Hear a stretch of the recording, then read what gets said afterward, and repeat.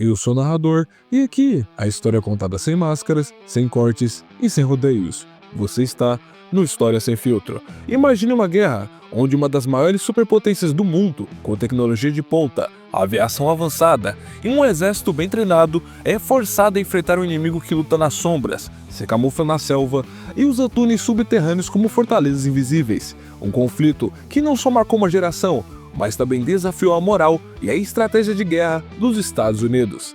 A Guerra do Vietnã foi um dos conflitos mais brutais do século XX, um embate onde ideologia, política e sangue se misturaram em um cenário de selvas sufocantes, emboscadas mortais e batalhas desesperadas. Mas o que levou os Estados Unidos a mergulhar nesse conflito que acabaria se tornando um dos maiores fracassos militares de sua história? Como um exército poderoso se viu preso em uma guerra que não conseguia vencer? Hoje, vamos explorar esse conflito, entender suas raízes e analisar as batalhas que moldaram um dos episódios mais traumáticos da história moderna. Senhoras e senhores, bem-vindo ao Vietnã.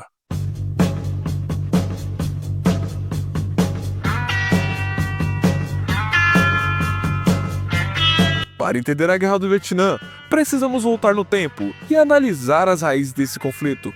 O Vietnã, antes de se tornar o epicentro de uma das guerras mais polêmicas da história, fazia parte da Indochina francesa, um vasto território colonizado pela França no século XIX, que incluía o Vietnã, o Laos e o Camboja. Durante décadas, os vietnamitas viveram sob o domínio colonial, explorados economicamente e reprimidos politicamente. A Segunda Guerra Mundial trouxe uma reviravolta para a região. Com a invasão alemã na França, os japoneses aproveitaram a fraqueza do governo francês para ocupar a Indochina em 1940. Esse período de ocupação intensificou o nacionalismo vietnamita e levou à formação do Viet Minh, uma organização comunista liderada por Ho Chi Minh. O objetivo do Viet Minh era, claro, libertar o Vietnã de qualquer domínio estrangeiro, fosse francês ou japonês. Quando o Japão foi derrotado em 1945, Ho Chi Minh declarou a independência do Vietnã, inspirando-se na própria declaração de independência dos Estados Unidos. Mas a França, determinada a recuperar sua colônia, não aceitou a nova realidade e iniciou uma guerra para retomar o controle do território. A partir de 1946, o Viet Minh e as forças coloniais francesas entraram em um conflito sangrento que duraria quase uma década. Os franceses tinham armamentos modernos, mas enfrentavam um inimigo adaptado ao terreno e especializado em guerrilha. O confronto atingiu seu ápice em 1944, na Batalha de Dien Bien Phu, onde os vietnamitas cercaram e derrotaram as forças francesas. Essa derrota humilhante forçou a França a se retirar do Vietnã, resultando nos Acordos de Genebra, que dividiram o país em duas zonas temporárias. O Vietnã do Norte, comunista, sob a liderança de Ho Chi Minh, apoiado pela União Soviética e a China, e o Vietnã do Sul, capitalista, com um governo apoiado pelos Estados Unidos. O Vietnã foi temporariamente dividido na altura do paralelo 17, sob a promessa de que em 1956 haveria eleições para reunificar o país. No entanto, essa eleição jamais aconteceu, pois os dois lados tinham visões completamente opostas sobre o futuro do Vietnã. No Vietnã do Norte, Ho Chi Minh consolidou um regime comunista, moldado pelos princípios marxistas e lenistas, com forte influência da União Soviética e da China maoísta. A nova República Democrática do Vietnã, a chamada RDV, passou por um processo radical de transformação. As terras foram confiscadas dos grandes proprietários e redistribuídas entre os camponeses pobres, seguindo o modelo soviético de reforma agrária. No entanto, esse processo foi brutal e resultou na perseguição de supostos inimigos do povo, levando à morte de milhares de pessoas em expurgos políticos. O Partido Comunista do Vietnã passou a dominar todas as esferas da sociedade, eliminando qualquer oposição. A imprensa foi censurada e as decisões políticas eram alinhadas diretamente com Moscou e Pequim. Além disso, o Exército Popular do Vietnã, o chamado NVA, sob o comando do lendário general Vo Ninh Zip, começou a se preparar para um novo conflito. O objetivo de Ho Chi Minh era, claro, reunificar o Vietnã sob o socialismo, nem que para isso precisasse recorrer à guerra. No Vietnã do Sul, por outro lado, o cenário era completamente diferente. Os Estados Unidos, determinados a conter o avanço do comunismo na Ásia, apoiaram a criação da República do Vietnã, governada por Nguyen Duy Dinh, um político católico e ferozmente anticomunista. Dinh era um líder autoritário e altamente impopular, por várias razões, Em um país onde a maioria da população era budista, o governo católico de Dinh favorecia cristãos e reprimia manifestações religiosas contrárias a eles, levando protestos e até autoimolações de monges em praça pública. O governo sul-vietnamita era controlado por Dinh e sua família, que desviaram dinheiro e reprimiam qualquer oposição. Seu irmão, Ngo Dinh Nhu, comandava uma polícia secreta brutal. Temendo uma vitória comunista na eleição de 1956, Dinh simplesmente cancelou a votação, eliminando qualquer chance de reunificação pacífica do país.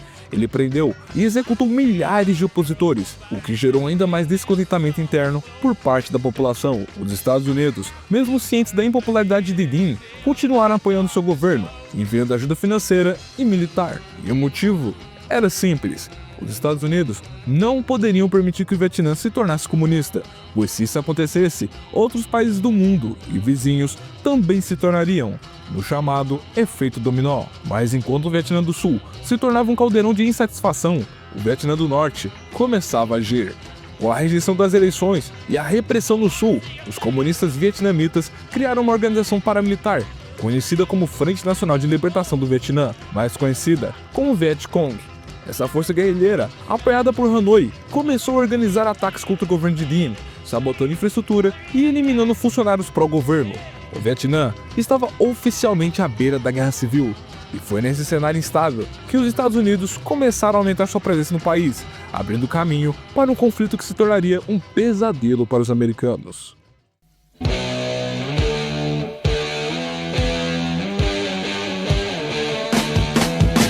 Com o Vietnã dividido e o Vietcong crescendo no sul, o país entrou em um estado de guerra não declarada. O Vietnã do Norte, sob a liderança de Ho Chi Minh e do general Giap, intensificou os apoios aos guerrilheiros comunistas do sul, enviando armas, suprimentos e soldados pela trilha Ho Chi Minh, uma complexa rede de estradas e trilhas que ligava o Vietnã do Norte ao sul e passava pelo Laos e pelo Camboja. Os Estados Unidos, temendo um efeito dominó, onde a queda do Vietnã levaria outros países asiáticos ao comunismo, começaram a aumentar sua presença militar no país. O presidente americano, Dwight Eisenhower, enviou os primeiros conselheiros militares para treinar as forças sul-vietnamitas, mas a situação rapidamente saiu do controle.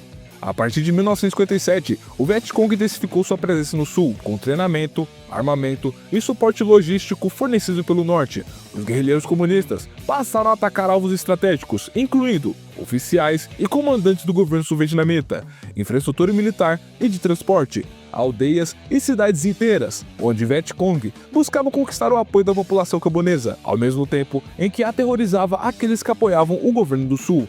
Entre 59 e 1960, a insurgência cresceu de forma alarmante.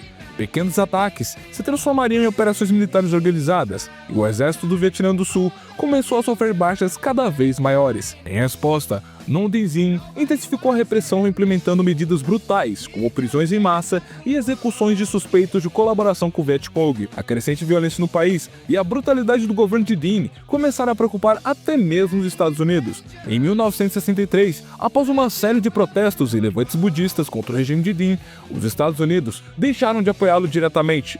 O descontentamento interno atingiu seu ápice quando Dinh foi derrubado e assassinado por militares sul-vietnamitas, juntamente com seu irmão, em um golpe de estado. Mas, ao invés de estabilizar o país, a queda de Dinh mergulhou o Vietnã do Sul em uma crise política. Vários governos militares se sucederam em um curto período de tempo, tornando o Sul cada vez mais vulnerável ao avanço comunista. Nesse momento, os Estados Unidos perceberam que sem uma intervenção direta, o Vietnã do Sul estava fadado a cair. No entanto, tudo mudou em 2 de agosto de 1964, quando o destroyer americano, o USS Maddox, supostamente foi atacado por torpedos norte-vietnamitas no Golfo de Tonkin. 2 dias depois, um segundo ataque teria ocorrido, embora até hoje existam dúvidas se realmente aconteceu ou se foi um erro de radar. Esse evento foi o pretexto que o presidente Lyndon B. Johnson precisava. Ele conseguiu do Congresso a resolução do Golfo de Tonkin, que lhe deu carta branca para expandir a guerra no Vietnã. A partir daí, os Estados Unidos começaram a enviar centenas de milhares de soldados ao Vietnã e lançaram a Operação Rolling Thunder, uma campanha massiva de bombardeios sobre o Vietnã do Norte. No auge do conflito, mais de 500 mil soldados americanos estavam lutando no país. O objetivo era claro: destruir a capacidade militar de Hanoi e cortar o suporte aos Vietcongs. Mas os comunistas estavam preparados. Para cada bomba lançada, novos guerrilheiros surgiam das selvas. Para cada cidade bombardeada, o ódio contra os americanos crescia cada vez mais. E assim, os Estados Unidos foram arrastados para um pesadelo sem fim. Uma guerra de atrito que desafiaria sua supremacia militar e devastaria uma geração inteira. À medida que a presença militar dos Estados Unidos no Vietnã aumentava, os conflitos militares tornaram-se cada vez mais intensos e as batalhas e operações se multiplicaram. O governo do Sul, apoiado pelos Estados Unidos, foi forçado a enfrentar um inimigo determinado que usava táticas implacáveis e um profundo conhecimento do terreno. As forças norte-vietnamitas e os Vietcongs, com seu espírito de resistência, faziam de cada aldeia e cada pedaço de terra uma trincheira contra os invasores. As batalhas não aconteciam apenas no campo de batalha, mas também nas mentes dos soldados e da população mundial.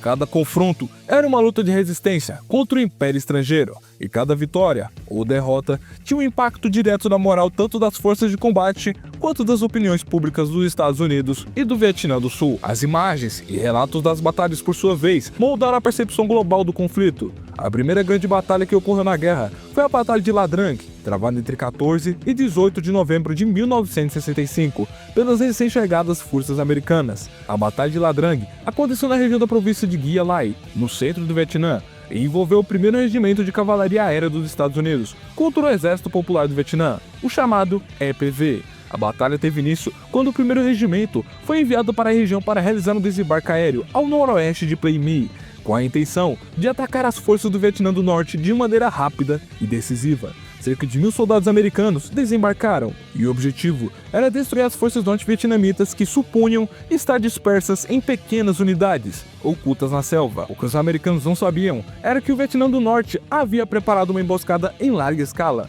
Logo após o desembarque, as forças americanas enfrentaram uma resistência feroz. Milhares de soldados norte-vietnamitas armados com fuzis AK-47 e RPG-2, ambos de fabricação soviética, começaram a atacar rapidamente as posições dos Estados Unidos, que ficaram completamente cercados em um cenário de guerrilha no meio da selva. Em vez de uma batalha com grandes batalhões enfrentando-se diretamente, o que se seguiu foi um tiroteio intenso, com avanços e retrocessos rápidos. O comandante dos Estados Unidos, o general Harold Moore, sabia que a batalha estava se tornando em uma luta de sobrevivência. Com a superioridade aérea e de armamentos pesados, ele iniciou a estratégia de bombardeios aéreos e apoio de helicópteros para fornecer suprimentos e reforços, além de evacuar os feridos da batalha. No entanto, essa mobilidade aérea, que parecia ser uma vantagem, também estava vulnerável à resistência das forças norte-vietnamitas, que estavam bem preparadas no terreno e utilizavam suas táticas de guerrilha para atacar os helicópteros em voo e as tropas durante o reabastecimento. As baixas foram pesadas para ambos os lados, com os Estados Unidos perdendo mais de 300 homens e os norte-vietnamitas sofrendo mais de 1.000 baixas. No entanto, os norte-vietnamitas continuaram a lutar, revelando que, além de sua resistência feroz, sua estratégia e além da confrontação direta, foi nesse contexto de batalha que as táticas de guerrilha desempenharam um papel central. O Vietnã do Norte, em conjunto com o Vietcong, usam seu conhecimento do terreno para realizar emboscadas rápidas, atacar de maneira imprevisível e depois desaparecer rapidamente, sem deixar vestígios.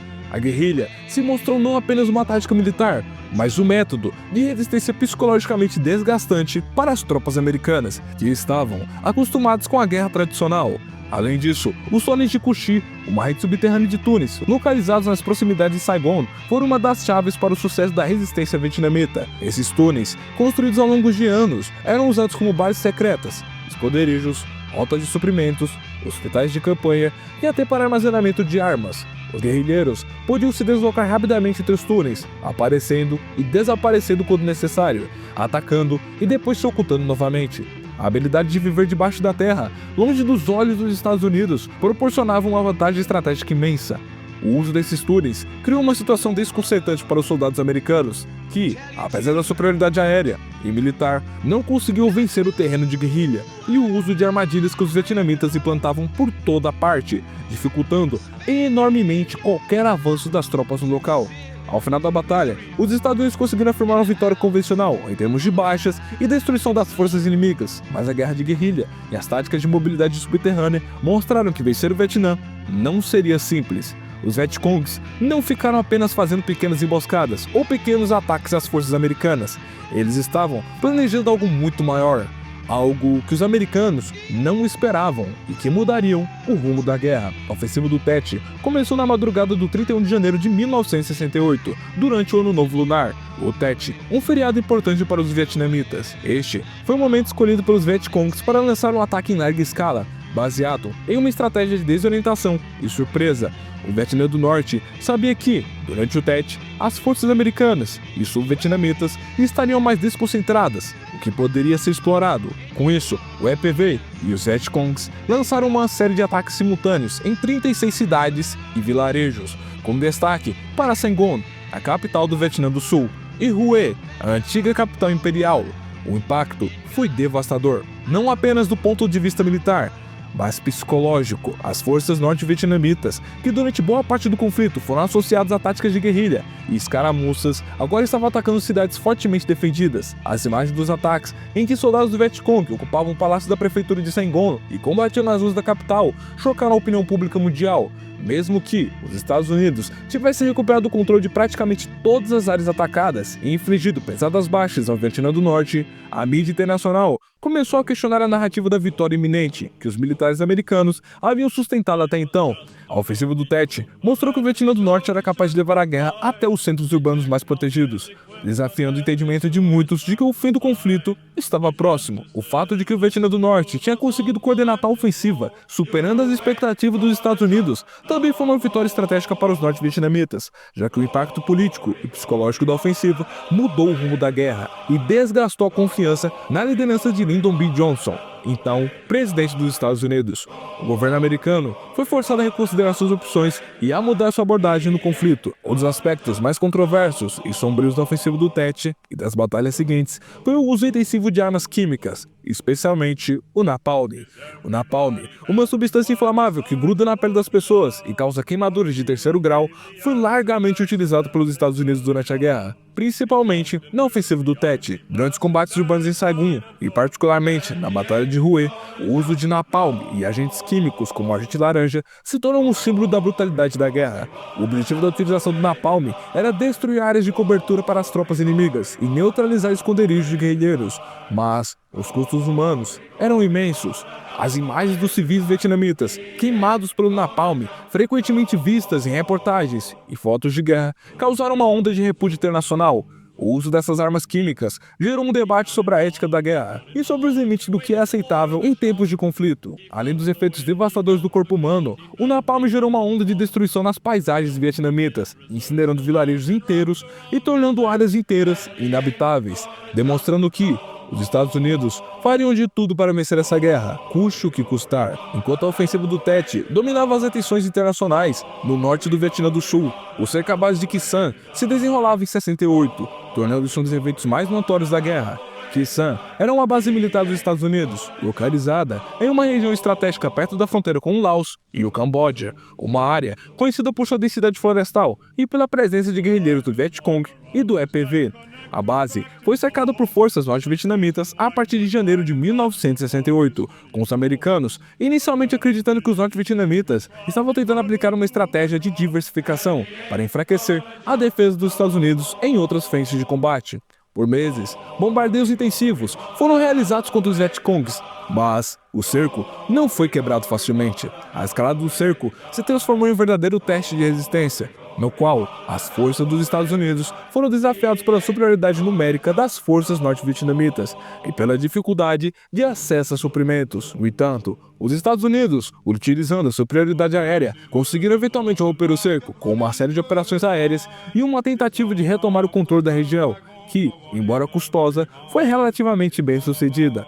No final, Khe Sanh permaneceu sob o controle americano, mas a batalha teve um alto custo para os americanos, com mais de 12 mil mortos. Enquanto o cerco de Khe Sanh estava em andamento, a Batalha de Hue se destacava como um outro exemplo das complexidades da guerra. Mas, dessa vez, o combate se desenrolava em uma cidade histórica, Hue. A antiga capital imperial do Vietnã tinha um valor simbólico e estratégico imenso. Durante a ofensiva do Tet, o Vietcong e o EPV conseguiram invadir a cidade e tomá-la, ocupando pontos-chaves como o Palácio Imperial e importantes instalações administrativas. O cerco durou semanas, e as forças sul-vietnamitas e americanas foram forçadas a atacar de forma agressiva para retomar Hue. Ao longo da batalha, uma destruição maciça da cidade ocorreu, com as forças de ambos os lados travando combates urbanos intensos. O uso de artilharia pesada e bombardeios aéreos foi um dos aspectos mais notáveis dessa batalha, mas também gerou um alto custo civil, com milhares de vítimas civis. Além disso, o uso de armas químicas, como o napalm, foi amplamente documentado na recuperação de Hue. O bombardeio aéreo intenso, que incluiu o napalm, não só causou uma devastação física à cidade, mas também teve um impacto emocional profundo, destruindo um símbolo da identidade vietnamita e causando danos irreparáveis à herança cultural do país. Durante a luta, a cidade foi praticamente reduzida a escombros, uma lembrança das atrocidades que acompanharam a guerra. Para os Estados Unidos, a Batalha de Hue foi um reflexo das dificuldades de se envolver em um conflito urbano, onde as forças guerrilheiras se escondiam entre os civis, dificultando a identificação dos combatentes. A tática de guerra urbana que os norte-vietnamitas usaram foi uma das mais efetivas da guerra, e a recuperação de Hue se mostrou uma vitória militar, mas uma vitória cara, tanto em termos de vidas humanas quanto de dano cultural. Após essas intensas batalhas, o conflito no Vietnã não só se intensificou, mas também se expandiu para outras regiões, como o Camboja e o Laos. À medida que o cenário se tornava mais caótico e desesperador para os Estados Unidos, novas operações seriam lançadas com o objetivo de intervir nas fronteiras e tentar sufocar a resistência do Vietnã do Norte. Isso levaria a uma série de ações militares arriscadas, incluindo a invasão do Camboja e do Laos, e as operações Lean Baker, em um esforço para destruir as rotas de abastecimento e negar ao inimigo qualquer chance de reforçar suas forças. Os Estados Unidos estavam em uma profunda crise política e com graves divisões internas. A guerra já não tinha mais apoio da população, e o Império Americano começava a ruir de dentro para fora. Essa era sua última esperança, mas a pergunta que prevalecia era: quanto tempo mais esse inferno continuaria?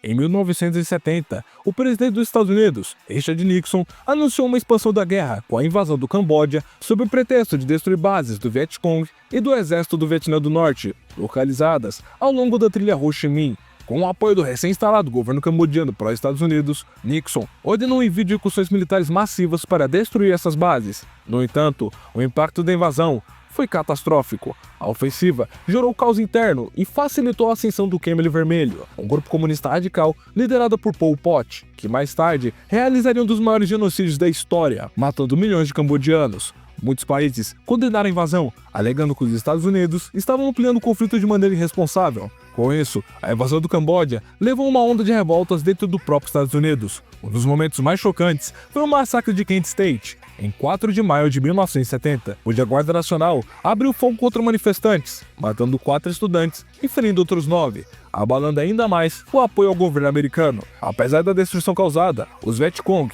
e o exército Vietnã do Norte não foram eliminados. Eles apenas recuaram e continuaram suas operações, tornando a invasão uma ação ineficaz e desastrosa do ponto de vista estratégico. Após o fracasso no Camboja, os Estados Unidos tentaram um novo golpe: atacar as rotas de abastecimento comunistas no Laos. Dessa vez, no entanto, os norte-americanos optaram por um plano diferente. As tropas seriam exclusivamente sul-vietnamitas, com apoio aéreo dos Estados Unidos. Isso fazia parte da vietnamização da guerra, estratégia de Nixon para transferir a responsabilidade do combate aos aliados sul-vietnamitas, e retirando gradualmente as forças americanas do combate. A operação, chamada Lanson 719, foi um desastre completo. Mal treinadas e sem apoio terrestre direto dos americanos, as tropas sul-vietnamitas foram aniquiladas pelo Vietnã do Norte, que já esperava o ataque e contra-atacou com força total. A retirada virou uma fuga caótica, com soldados sendo mortos aos milhares. Um verdadeiro massacre. Esse fracasso revelou ao mundo que, sem o apoio direto dos Estados Unidos, o Vietnã do Sul não tinha capacidade de resistir sozinho. Foi um golpe mortal para a moral sul-vietnamita e um presságio do que aconteceria alguns anos depois. À medida que os Estados Unidos buscavam uma saída da guerra, o Vietnã do Norte se recusava a aceitar termos favoráveis para os americanos. Como resposta, Nixon ordenou a maior campanha de bombardeios aéreos da história até aquele momento. O objetivo da operação Lean Baker 1 era destruir a infraestrutura militar e de transportes do Vietnã do Norte, cortando seus suprimentos e forçando-os à mesa de negociações. Foi a primeira vez que os Estados Unidos usaram massivamente aviões F-4 Phantom e B-52 para bombardeios estratégicos de precisão. O impacto foi significativo. Estradas, ferrovias e depósitos de suprimentos foram destruídos, atrasando a capacidade ofensiva dos norte-vietnamitas. No entanto, Hanoi resistiu e continuou a guerra. Frustrado com a falta de progresso, Nixon ordenou a Operação Linebacker II, conhecida como Bombardeio de Natal.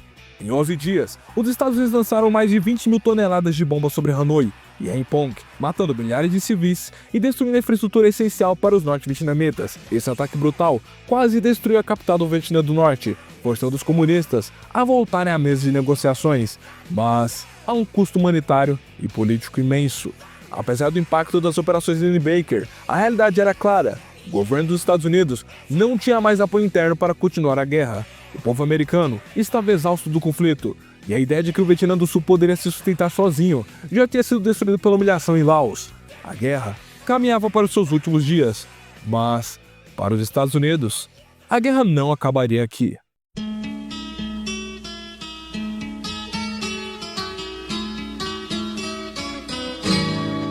No campo de batalha, os Estados Unidos tinham helicópteros, napalm e bombardeios massivos, mas, dentro de casa, havia um inimigo ainda mais perigoso: a opinião pública. Até então, as guerras sempre tinham sido vendidas ao público como nobres e necessárias, mas, no Vietnã, jornalistas não eram censurados e tinham acesso direto aos combates, enviando imagens e relatos crus, sem cortes e sem propaganda patriótica. Em 1968, a cobertura da ofensiva do Tet mostrou ao mundo que, ao contrário do que o governo americano dizia, os Estados Unidos não estavam vencendo a guerra. O famoso jornalista Walter Cronkite, ao ver a realidade do conflito, declarou publicamente que o Vietnã era uma guerra sem vitória possível. Quando o jornalista mais confiável da América dizia isso, o impacto foi devastador. O presidente Lyndon Johnson teria dito em particular: "Se eu perdi Cronkite, eu perdi o povo americano." A partir daí, a resistência contra a guerra cresceu exponencialmente. No final dos anos 60 e início dos anos 70, milhões de americanos saíram às ruas exigindo o fim da guerra. O movimento anti-guerra ganhou força com o apoio de artistas, intelectuais e até veteranos que voltaram do Vietnã revoltados com o que tinham vivido. Se as imagens da guerra já chocavam o público, nada preparou os americanos para o que foi revelado em 1969. O massacre de My Lai. Durante uma operação de busca por guerrilheiros Vietcong, em março de 68, soldados americanos entraram na vila de My Lai e, sem encontrar resistência, mataram mais de 500 civis desarmados, incluindo mulheres, crianças e idosos. Mulheres foram violentadas antes de serem executadas e algumas famílias inteiras foram dizimadas. O episódio foi coberto por meses pelo exército, mas, quando a história vazou para a mídia, a reação foi de horror absoluto. O mundo todo condenou os Estados Unidos, e dentro do próprio país, o apoio à guerra despencou de vez. Com os protestos cada vez mais violentos, a mídia expondo os erros estratégicos e os militares acumulando derrotas, o governo Nixon não teve escolha, a não ser buscar uma saída. A promessa de Nixon de paz com honra era apenas um disfarce para uma retirada controlada, porque a verdade era clara: os Estados Unidos não podiam mais sustentar a guerra. Após anos de intensas negociações e tentativas frustradas de estabelecer um acordo, finalmente, em janeiro de 1973, os Estados Unidos assinaram o Acordo de Paz de Paris com o Vietnã do Norte. O tratado prometia uma retirada dos Estados Unidos do Vietnã do Sul e a libertação dos prisioneiros de guerra americanos, além de garantir a cessação das hostilidades e a autodeterminação do povo vietnamita. Apesar das boas intenções, o acordo não trouxe paz verdadeira para o Vietnã do Sul.